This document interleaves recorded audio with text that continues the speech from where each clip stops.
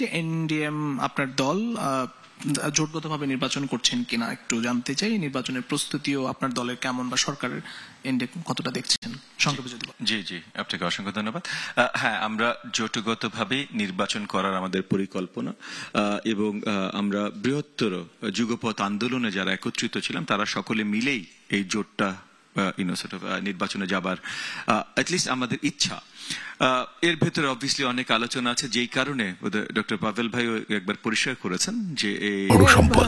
আমরা বিশ্বাস করি এই স্বপ্নগুলিতেই তৈরি হবে স্বপ্নের বাংলাদেশ। স্বপ্ন ধরা ধরনীর বুকে স্বপ্নের ঠিকানা। উনার দলের পক্ষ থেকে, কারণ জোটের নেতৃত্বে আছে বাংলাদেশ জাতীয়তাবাদী দল, তো উনার দলের পক্ষ থেকে এখনো জোটের ফুল ডিক্লারেশন আসেনি, আমরা অপেক্ষামান আছি। তবে আমাদের ভেতরের আলোচনাগুলো চলছে এবং ওই জোটগতভাবেই আমরা নির্বাচনের প্রিপারেশন নিচ্ছি। ওই জায়গা থেকে আমাদের প্রিপারেশন সো ফার আমরা মানে সন্তুষ্ট আমাদের রাজনৈতিক প্রিপারেশন নিয়ে।